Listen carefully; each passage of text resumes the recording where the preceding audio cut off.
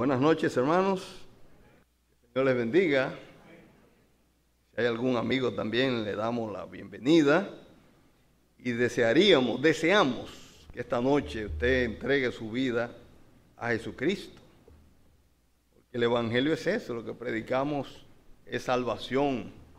Libre salvación para todo el que quiera. Bien, vamos a abrir nuestras Biblias. Segunda Tesalonicenses, capítulo 2, verso 6. Vamos a ver si podemos terminar con la parte en torno a la revelación del anticristo. No tenemos ninguna prisa, creo yo, porque, total, estamos esperando al Señor. El que confía que no se apresure. Quien dice, verso 6, y ahora vosotros sabéis lo que lo detiene a fin de que a su debido tiempo se manifieste. Porque ya está en acción el misterio de la iniquidad, solo que hay quien al presente lo detiene hasta que él a su vez se ha quitado de en medio. Y entonces se manifestará aquel inicuo, a quien el Señor matará con el espíritu de su boca y destruirá con el resplandor de su venida. Inicuo cuyo advenimiento es por obra de Satanás, con gran poder y señales y prodigios mentirosos, y con todo engaño de iniquidad para los que se pierden, por cuanto no recibieron el amor de la verdad para ser salvos. Por esto Dios les envía un poder engañoso para que crean la mentira, a fin de que sean condenados todos los que no creyeron a la verdad, sino que se complacieron con la injusticia. Oremos. Padre bueno que estás en los cielos, ante tu santa y divina presencia venimos nuevamente para alabarte, para glorificarte, para darte a ti toda la honra que solo tú mereces. Y rogarte la dirección tuya, tu guía, tú sabes nuestras limitaciones humanas. Danos, Padre, la guía y la luz que viene de tu Santo Espíritu. Pedimos tu ayuda en todo, guía, que podamos oír tu palabra y oírla con fe, para que nos sea de provecho. Pedimos todas estas cosas, dándote las gracias en nombre de tu Hijo amado, nuestro Señor y Salvador Jesucristo. Amén. Bien, hemos estado viendo todo esto. El versículo 6 dice, y ahora vosotros sabéis lo que lo detiene a fin de que a su debido tiempo se manifieste.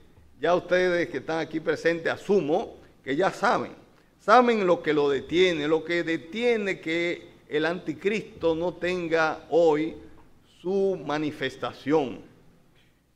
A fin de que a su debido tiempo, Él tiene su tiempo, el Señor tiene su tiempo, el Señor tiene el control de todo. A su debido tiempo se manifestará este personaje que ya hemos visto su característica. Él, como el nombre lo dice, querrá parecerse a Cristo, hará señales, prodigios, etcétera, y es contra a Cristo.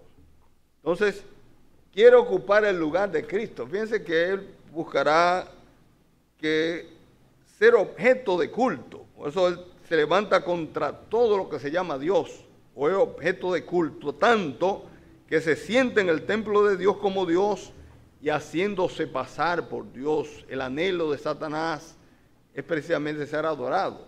Pero este anticristo, ya ustedes lo conocen, porque hemos estado hablando sobre ello, no es Satanás como tal, sino un humano, un hombre que Satanás le dará el poder para realizar esa obra, para engañar. Sigue diciendo el 7, porque ya está en acción el misterio de la iniquidad, solo que hay quien al presente lo detiene hasta que él a su vez sea quitado de en medio. Porque ya está presente el misterio de la iniquidad y dijimos que ya en los tiempos del apóstol Pablo estaba y está en nuestros tiempos y se caracteriza por lo que el apóstol Pablo dice en la segunda carta a Timoteo capítulo 3, ahí describe cómo serán los hombres de los últimos tiempos. Una característica muy destacada es que serán amadores de sí mismos, aborrecedores de lo bueno, una serie de características, desobedientes a los padres, una serie de características que nosotros muy particularmente que estamos viviendo en los últimos tiempos, podemos decir que somos testigos de ello. porque ya está en acción el misterio de la iniquidad, solo que hay quien al presente lo detiene. Y dijimos ya, ¿quién es que lo detiene? Entendemos que es la iglesia y el Espíritu.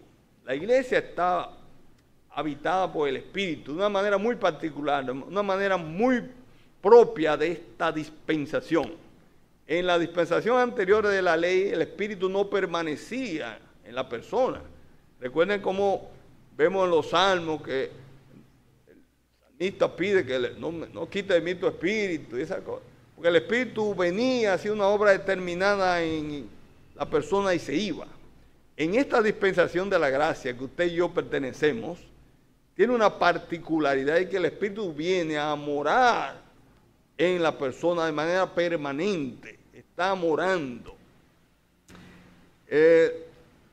Cuando comenzaron con querer cambiar el logo de la iglesia que se usaba, esas cosas, recuerdo que Ernesto y yo estábamos presentes en una reunión y le hicimos un señalamiento, no sé si lo tomaron de los tantos que le hicimos, pero decíamos, mira, el Espíritu que está simbolizado por la paloma no pueden estar en actitud de vuelo, como si fuera a volar, porque él vino a estar reposado sobre la iglesia, él no se va.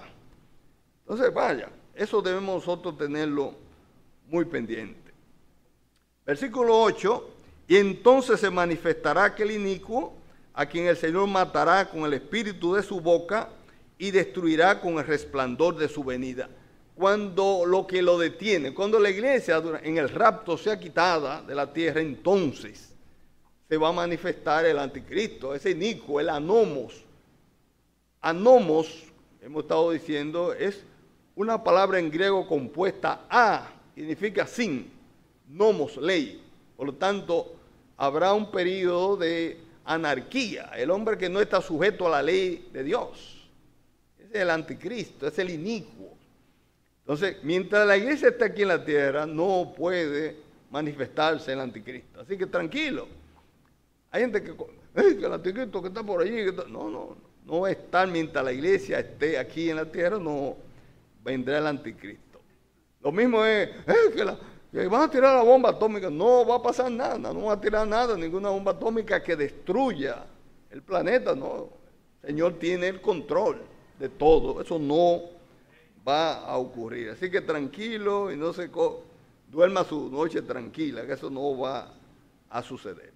Entonces, esa venida del anticristo es imitando la venida del Señor. Fíjense, utiliza la misma palabra. Entonces se manifestará. La palabra manifestará es la palabra apocalipsetai, de Apocalipsis. Lo mismo que cuando venga el Señor en su segunda venida a reinar, se manifestará. Y ese advenimiento, cuando el advenimiento del inicuo, es la palabra parucía también. Fíjense que la idea es imitar al Señor. Hará señales y prodigios, pero mentirosos.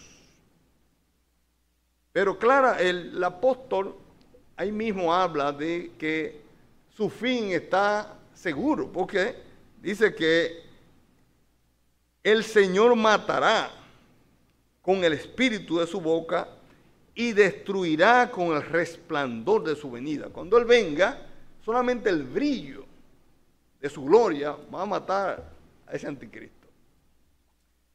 La gente ni se imagina, ni uno tampoco. Nosotros tenemos, venía hablando con mi esposa en torno a ello, tenemos una tarea los creyentes, conocer al Señor. Si nosotros conociéramos más al Señor, viviéramos una vida más gozosa, con poca tensión y con tanta preocupación. No, nos falta conocer más al Señor. El Señor es Dios. Y el Señor ahora mismo está, como ustedes conocen o todos conocemos, sentado a la diestra de Dios el Padre. No hay una posición más elevada que esa. Y allí, a la diestra de Dios el Padre, Él no está de vago. Él tiene una función muy particular. Dice, intercede a nuestro favor. Por lo tanto, cuando uno ora, Él se encarga de intervenir a nuestro favor allá en el trono. Por lo tanto, el orar es un instrumento que nosotros debiéramos valorizar más. Pero lamentablemente, las oraciones son nuestras, son chispazos. Que tengo que ir a trabajar, a correr. Y no hay tiempo para dedicarse con el Señor, como hacían los grandes hombres de la Biblia, a dedicar tiempo a la oración, tiempo a hablar con el Señor. Y la oración, podemos nosotros dar testimonio, resulta. Nosotros estuvimos orando durante esta pandemia y el Señor vimos maravilla o no. Decía a mi esposa, bueno, si no hubiera dado el COVID a Neto a mí, que deja de predicar, porque iban a decir, ellos estaban insistiendo que se reunieran, ahí está, le dio. Gracias al Señor no nos dio, por su bondad y su misericordia. Y así hay muchos de ustedes que estuvieron reunidos con nosotros aquí. ¿Por qué? Porque no veníamos a hacer gala de que nosotros éramos más guapos que nadie, sino veníamos, y el Señor lo sabe con temor, pero con deseo de alabarle, de predicar la palabra. Y el Señor nos guardó. Y guardó a esta iglesia como una cosa extraordinaria. Tuvimos el colegio, ese colegio que está ahí, muerto. Oramos por el colegio se ha levantado que nos tiene a nosotros asombrados. Eso es el Señor. Entonces, ¿la oración funciona o no funciona? Vale la pena. Bien, seguimos. Versículo 9 dice, inicuo cuyo advenimiento es por obra de Satanás. La palabra advenimiento dijimos que es la palabra, igual que se utiliza para el Señor, cuando habla de advenimiento, se está refiriendo a esa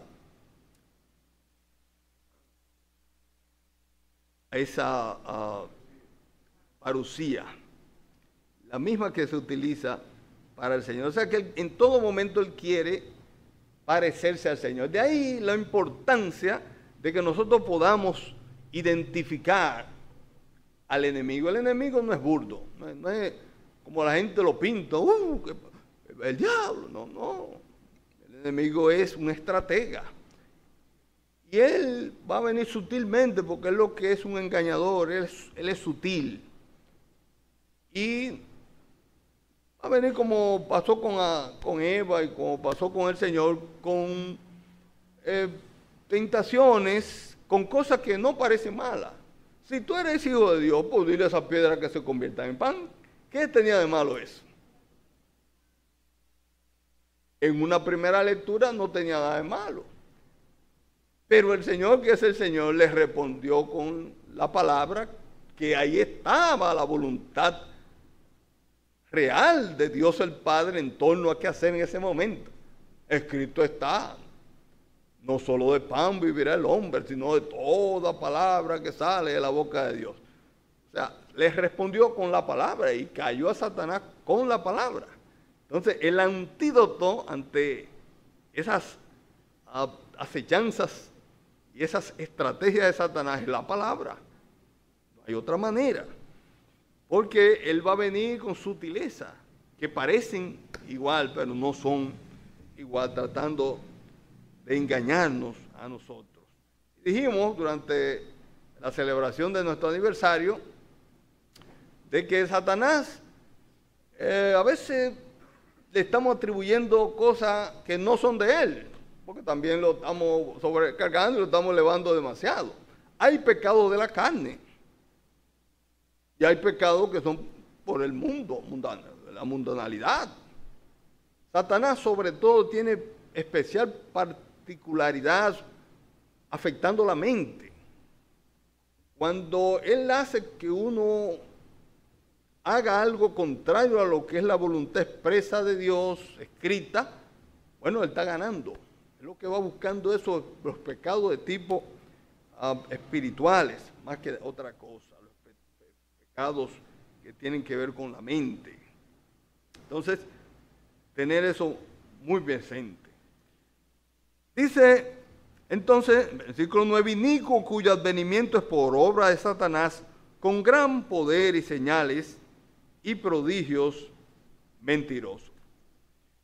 Bien, el principio que se expone en las Escrituras es que Satanás obra por imitación, dijimos. Quiere ser como Dios, esa es su gran aspiración, ese fue su pecado. Él quiso ser igual a Dios. Entonces, así vendrá este hombre con mucho poder, con señales y con prodigios, pero dice mentirosos. Entonces, Satanás tiene mucho poder, no podemos perdernos en eso. Satanás es un ser poderoso y hará cosas que a las personas lo engañará. El mundo dirá de él, ¿y quién como la bestia? Él le dará esa capacidad a ese hombre, a ese anticristo, para hacer todo este tipo de cosas, y la gente, el mundo, se quedará asombrado y, según Apocalipsis capítulo 13, verso 4, preguntará o dirá, ¿quién como la bestia? ¿Quién puede enfrentar a la bestia?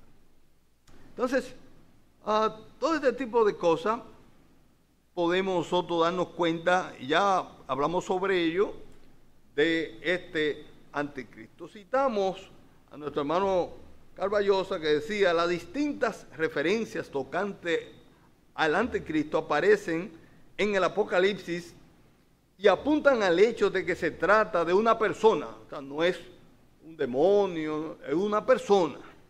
Pero no solo será una persona, sino que además será investido de gran poder por Satanás y será adorado por los habitantes de la tierra que aún continúan en rebeldía con Dios. Adorarán a el inicuo. Versículo 10 dice, y con todo engaño de iniquidad para los que se pierden, por cuanto no recibieron el amor de la verdad para ser salvos. Aquí voy a caminar un poquito más lento porque eso fue de la parte que no tratamos el domingo y que le quede en lo posible claro en su mente. El apóstol Pablo añade otra declaración muy interesante y explicativa. Y con toda clase de engaños perversos. Engaño de iniquidad puede ser traducido también como engaños perversos porque viene del griego adikia.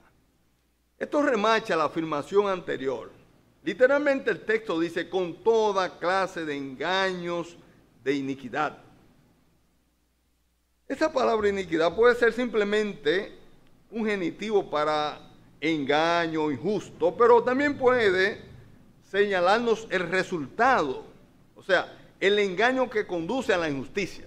Puede ser de esa manera o refiriéndose a la fuente, o sea, el engaño que procede de la injusticia, lo que probablemente sea mejor considerado por el contexto de aquí. Sin embargo, cualquiera de esas posibilidades puede ser cierta, porque de verdad el engaño procede de la naturaleza malvada del sistema de Satanás y conducirá a una injusticia que no tiene paralelo en la historia. Ya ustedes, pero no está de más dar una vueltecita. Vamos a ver en Mateo lo que dijo nuestro Señor, capítulo 24, verso 21. Voy a leer 20. Dijo el Señor, orad pues, que vuestra huida no sea en invierno ni en día de reposo, porque habrá entonces gran tribulación, cual no la ha habido desde el principio del mundo hasta ahora, ni la habrá. Eso no ha sucedido todavía. Para lo que dice que no va a haber milenio, no va a haber, eso no ha pasado. Han pasado grandes calamidades y uno lee el Holocausto y lee lo que hizo Iván el Terrible en Rusia, lo que hicieron Joseph Stalin, pero todo eso se queda muy corto. No la ha habido ni la habrá. Aquí vemos también la razón del engaño en los que perecen, en la parte B de ese versículo 10, dice, con todo engaño de iniquidad para los que se pierden por cuanto no recibieron el amor de la verdad para ser salvos.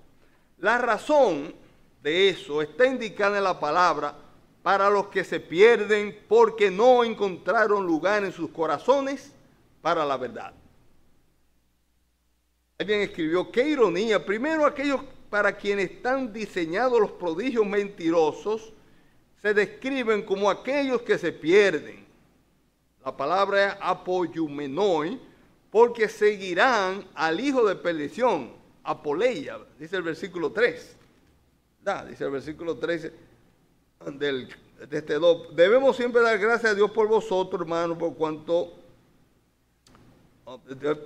perdón, del capítulo 2, el versículo, el capítulo 2, versículo 3. Nadie os engañe en ninguna manera, porque no vendrá sin que antes venga la apostasía.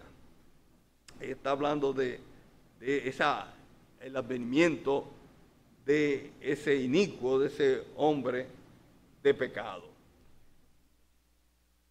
El segundo golpe de ironía se ve en la razón dada. Dice, creerán la mentira de Satanás porque no hallaron lugar en la verdad. Si bien esta es una expresión inusual, nos señala la razón fundamental por la que creerán la mentira de Satanás en lugar de creer en el Evangelio y ser salvos. No será un asunto de evidencia de la verdad de Cristo, sino un asunto moral. A veces a uno le parece que la gente no cree porque no entiende. Y el problema de no creer no es tanto intelectual como moral. La gente no cree porque ama el pecado. Por ejemplo, en Juan capítulo 3, versículo 17, vamos a ver allí, ya lo vimos, pero siempre es bueno. Nos dice allí Juan capítulo 3, 17, porque no envió Dios, está hablando nuestro Señor, al Hijo al mundo, para condenar al mundo, sino para que el mundo sea salvo por él. El que en él cree, ¿qué pasa? No es condenado. Pero el que no cree, ¿qué pasa? Ya ha sido condenado. ¿Por qué? Porque no ha creído en el nombre del unigénito Hijo de Dios. Versículo 19, y esta es la condenación. ¿Qué pasa? Que la luz vino al mundo y los hombres, ¿qué pasó? Amaron más las tinieblas que la luz. ¿Por qué? Porque sus obras eran malas. Es un asunto moral. Aman la maldad. Ese es un gran problema de ellos. Dice el versículo 11, por esto Dios les envía un poder engañoso para que crean la mentira. Por consiguiente, ese por esto puede también traducirse como por consiguiente o por esta razón. En vista de lo anterior, Dios les envía un poder engañoso. Pero en ningún momento debemos perder de vista el hecho de que el juicio aquí procede de la propia elección del hombre. En vista de que el hombre no quiso amar la verdad, entonces Dios le envía un poder engañoso. Aquí vemos, y es importante cuando leemos pasajes como estos, donde podemos notar la soberanía de Dios. Dios es soberano. Pero vemos también la responsabilidad del hombre. El hombre no es un robot. El hombre es un ser con capacidad de decisión. Tiene libertad de escoger o desechar. Dice que Dios envió un poder. La palabra poder es la palabra energía, que significa obra, operación, acción. Y en el Nuevo Testamento siempre se refiere a lo sobrenatural. Ese poder es sobrenatural para que crean la mentira. La palabra allí, mentira, también puede ser traducida como extravío, un engaño. En el Nuevo Testamento se usa solo en sentido figurado de desviarse del camino de la verdad en el sentido del error, de la ilusión, del extravío, del engaño al que se vuelve. Debemos contrastar esta situación con lo que hace la poderosa obra de la palabra en aquellos que creen, según vemos en el versículo 13 del mismo capítulo. Dice, pero nosotros debemos dar siempre gracias a Dios respecto a vosotros, hermanos, amados por el Señor, de que Dios os haya escogido desde el principio para salvación, mediante la santificación por el Espíritu y la fe en la verdad. Luego vamos a entrar en detalle en ese pasaje para que veamos dónde también se entremezcla lo que es la voluntad soberana de Dios y la responsabilidad del hombre. Aquí Dios vemos que envía una operación de engaño en el sentido de que ellos se han engañado por la falsedad. Este es el juicio divino inevitable en un universo moral a los cuales ellos han cerrado los ojos. Lo entrega, como dice en Romanos capítulo 1. Llega un momento en que el Señor lo deja porque tú persistes. Entonces lo entrega a lo que tú quieres. Pero la responsabilidad aquí del hombre se ve claramente. Dice el versículo 12, a fin de que sean condenados todos los que no creyeron a la verdad, sino que se complacieron en la injusticia. Con este versículo 12, el apóstol nos lleva a la última consecuencia de no amar la verdad para salvarse y así evitar la mentira de Satanás. Biblia.net dice, y así todos serán juzgados. Pero el texto griego continúa el enfoque anterior con más fuerza, para que todos puedan ser juzgados. A veces, y recuerdo que Israel hizo alusión hace un tiempo atrás acerca de lo que pasó cuando nos visitara nuestro hermano Mr. McIntosh hace un tiempo. Incluso él me habló a mí sobre ello. Dice, ustedes están predicando mal, ustedes están solamente diciendo que Dios es Dios de amor. Y eso la verdad que a uno le ocasionó cierta preocupación, pero tuvimos que, luego de mucha reflexión, tuvimos que darle la razón, porque a veces uno hace una sobreénfasis en un aspecto y pierde el equilibrio. Así como Dios es amor, eso es cierto, pero Él también es un Dios de juicio. Y viviese como dice aquí, a fin de que sean condenados. O sea, el que rechaza la salvación ofrecida gratuitamente por el Señor, sabe que ha elegido su condenación y va al infierno. A veces se enfatiza de tanto el amor de Dios que la persona siente que, bueno, como Él es tan bueno, Él no me va a mandar al infierno.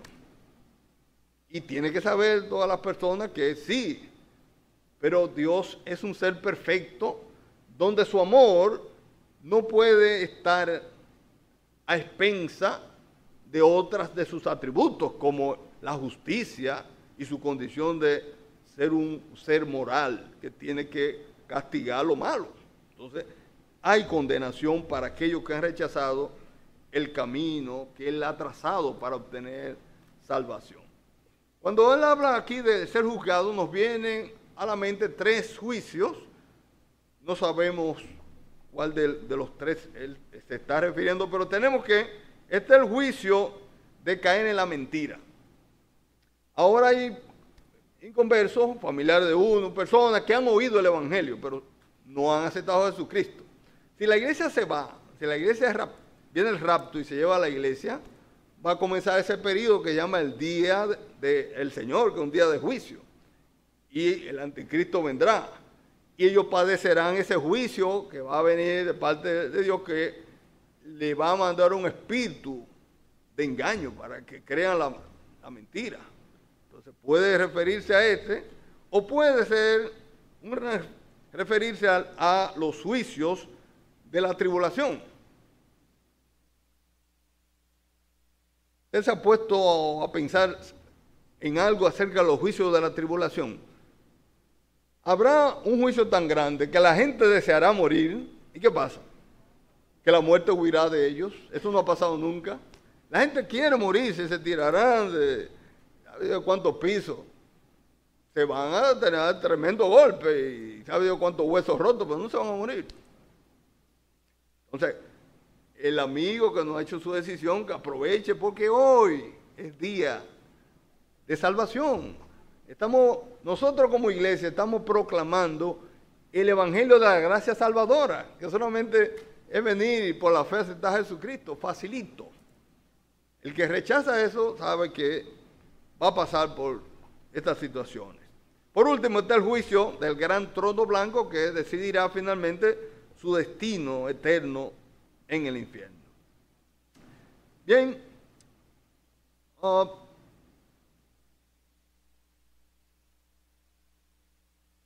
hay un gran número de escrituras. Yo quiero ahora que me pase para proyectarlo, porque es hacerlo un poquito menos difícil. Decía Dios, no sé si alguien no ha cenado bien, pero nada. Vamos a hacerlo fácil. Dame la otra. Bien, fíjense, vamos a explicar algo acerca de algunos términos que no son tan fáciles de entender. Debemos recurrir a otras partes del Nuevo Testamento para una explicación de la doctrina de la elección. La elección fue efectuada antes de la fundación del mundo. Lo dice expresamente Efesios 1:4. ¿Quién puede leer a Efesios 1, versículo 4? Bien. Y en 1 Pedro, capítulo 1, verso 2, dice, elegidos según la presciencia de Dios Padre. David Dunlap, es un autor de los hermanos muy conocido, hace la pregunta, ¿qué es la elección? Y responde él mismo, la elección es que Dios escogió soberanamente, antes de la fundación del mundo, a todos los que están en Cristo, para recibir bendiciones espirituales y el llamamiento a una obra divina. Esas altas bendiciones espirituales fueron propuestas por Dios desde la eternidad pasada para los que son escogidos en Cristo. Cuando una persona cree en Cristo, es contada entre los escogidos en Cristo. Ponga bien atención a eso. Nadie es escogido para pertenecer a Cristo, sino porque está en Cristo por la fe.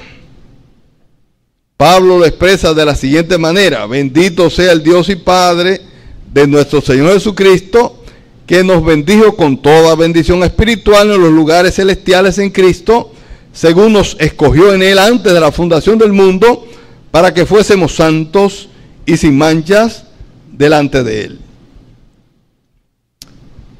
El Dr. William Klein, presidente del Departamento del Nuevo Testamento en Denver, Colorado, añade, Cristo es el principal escogido y Dios ha elegido un cuerpo para ser incluido en Él, en Cristo.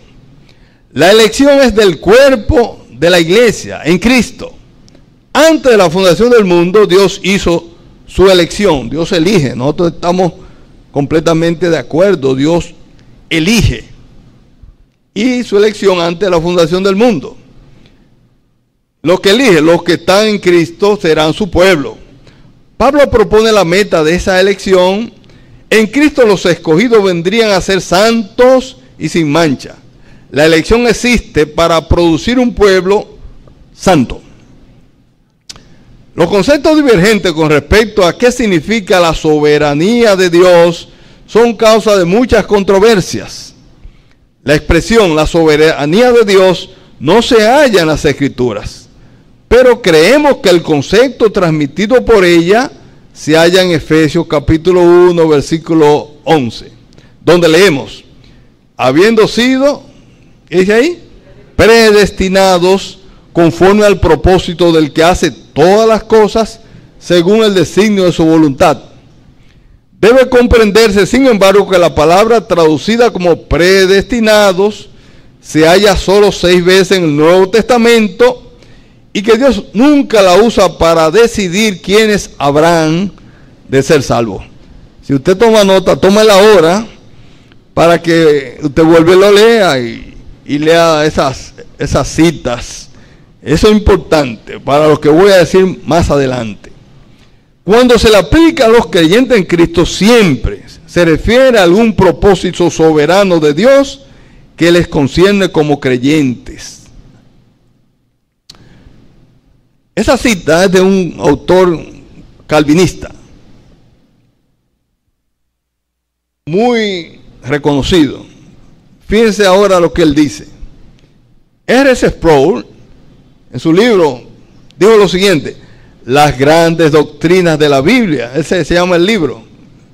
El día donde no iba, pero ya vuelvo. Ese se llama el libro, las grandes doctrinas de la Biblia. ¿Qué dijo él?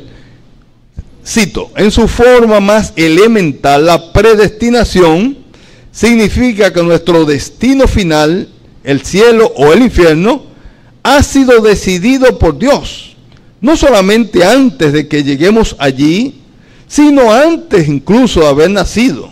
¿Sabe lo que está diciendo? Entonces lo puse aquí para resaltarlo.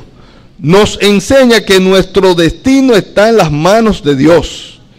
Para expresar esto de otro modo, desde la eternidad pasada, antes de que existiésemos, Dios decidió salvar a algunos miembros de la raza humana y dejar que el resto de la raza humana perezca.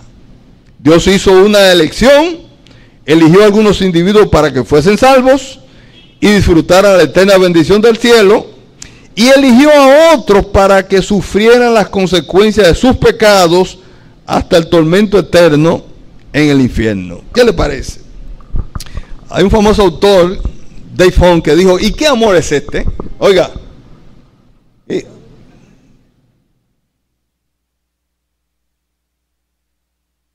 oiga bien, antes de que existiésemos, Dios decidió salvar a algunos miembros de la raza humana y dejar que el resto de la raza humana perezca. Un Dios de amor es capaz de hacer una cosa así. Es difícil de entender. Naturalmente uno se lo dice así y le buscan la vuelta, porque son intelectuales. No, esto no. Yo conozco por cierto, muy amigo y un maestro de la vida, que me ha dicho: no, espérate, es que todos se iban a perder. Todos los hombres no buscaban a Dios, los hombres no buscan a Dios, todos se iban a perder. Entonces, Dios en su amor dijo: no, pero déjame yo escoger a este y a este y a este, porque se iban a perder todos. El amor de Dios se manifiesta en que Él no dejó que todos se perdieran. Pero eso creo que no resuelve el problema. ¿Y por qué no al otro también lo ayudó? Porque Él sabía que Él no podía, el otro no tiene capacidad de salvarse, si Él no lo salva a Él. Entonces, es un problema de ese punto de vista de estos hermanos calvinistas cuando ven las cosas así. Lo traigo así para que... Ok. Mi mujer me dijo: si pasa de las 9, de las 9:30, no vuelve. Es amenazado que estoy. Termino con esta entonces. Fíjense la manera que nosotros, los llamados hermanos, vemos las cosas.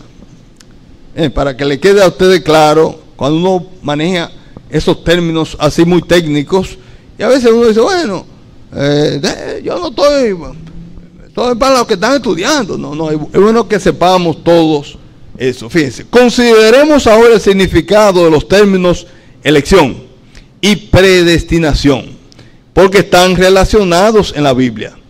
Predestinación es empleado solo 4 veces en el Nuevo Testamento. La palabra elección es un error, son 6 veces. La palabra elección y sus variaciones aparecen 27 veces. El sentido básico de elegir es escoger, y predestinar significa marcar de antemano. No obstante, hay diferencias sutiles.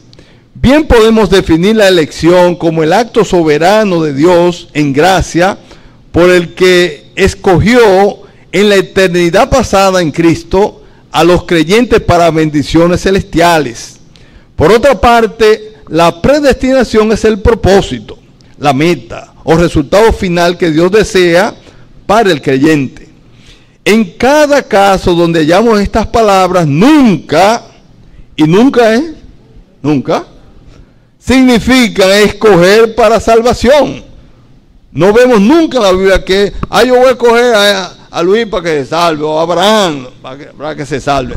Nunca es escoger para salvación, sino elegir o señalar de antemano a los creyentes para bendiciones celestiales y eternas. H. Ironside, respetado comentarista, dijo lo siguiente sobre el significado de la predestinación y sus bendiciones. Cito: hay dos cosas que están absolutamente claras en la Escritura. Una es que Dios, por su presciencia, o sea, Él sabe de antemano lo que va a suceder. Eso se llama presciencia. El Señor conoce todo antes de que suceda. Por su presciencia ha predestinado a todos los que creen en el Señor Jesucristo a ser conformes a la imagen de su Hijo. Nosotros hemos sido predestinados a ser conforme a la imagen de su Hijo.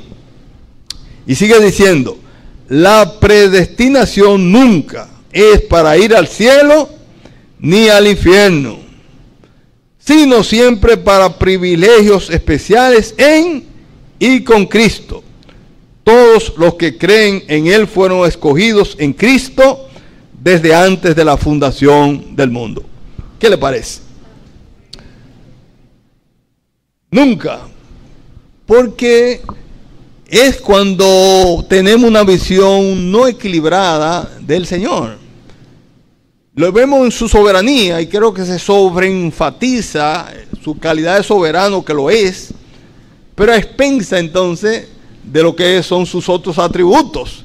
Él es un Dios de amor, no es un Dios arbitrario para decir a este sí, el otro no, porque ya eso no es justo. Él es justo, Él es bueno. Entonces me parece, y quería ponerlo así para que usted tenga un concepto, creo que necesario, porque esta escuela está tomando fuerza muy particularmente entre nuestros jóvenes que se han dejado deslumbrar por el intelectualismo y que han leído 3 libros y han escrito tanto. Pero nosotros tenemos que ser estudiantes de la palabra y pedir al Señor la luz para poder ver las cosas como Él la ve. Bien, entonces nada, me fue el tiempo. Yo seguiré, porque me falta otra cosita sobre todo esto. Pero es para que ustedes vean que hay muchos pasajes, y quise aprovechar esto, donde uno ve la soberanía de Dios. Pero ahí mismo uno ve lo que es la responsabilidad del hombre. Cuando el hombre el inconverso, esté en el infierno, no puede alegar allí, bueno, es que yo no tenía fe, porque si él no tenía fe, él va a decir, pero yo no podía creer en el Señor porque tú no me diste fe. No, él podía creer. Y vamos a ver más adelante cómo en el pasaje él le llama que ejerza la fe. Porque la gracia y la fe para fines de que el hombre se convierta y venga al conocimiento de la verdad y huya de la ira que vendrá. Entonces, interesante todo esto, pero el tiempo se fue. Yo termino ahí. Yo espero que usted haya aprendido algo que no sabía. No me pregunten cuando yo termine, porque eso yo lo dejo como tarea. Pero en fin, lo digo como un chiste más que nada. La idea es aprender y poder nosotros conocer más la palabra. Conociendo más la palabra, conoceremos más al Señor.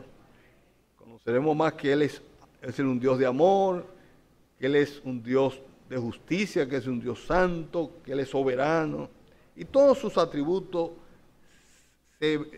están en perfecta armonía uno con el otro. Así que en la próxima continuaremos con este hermoso pasaje. Vamos a terminar con una oración. Padre amado que estás en los cielos, gracias te damos una vez más por tu Hijo Jesucristo, por su obra que Él realizó en la cruz del Calvario, porque allí en la cruz del Calvario cargó con el peso de nuestros muchos pecados. Gracias porque Él murió no solamente por los escogidos, Él murió por todos los hombres, y la salvación está disponible para todo aquel que quiera. El llamado es para todos. Gracias, Padre, porque nosotros pudimos acudir a ese llamado, a esa invitación. Y como vinimos humillados y recibimos a Jesucristo como nuestro único y suficiente Salvador, hoy sabemos que no vamos ya a condenación, mas hemos pasado de muerte a vida eterna. Ayúdanos, Padre, a conocer bien esa doctrina para ser agradecidos y vivir contentos, sabiendo de que nuestra salvación es un acto hecho una vez y por todas, y que del amor de Cristo no nos separará ninguna cosa creada. Gracias, Padre, bendícenos y ayúdanos. Todas estas cosas las pedimos, dándote las gracias en el nombre de tu Hijo amado, nuestro Señor y nuestro Salvador Jesucristo. Amén.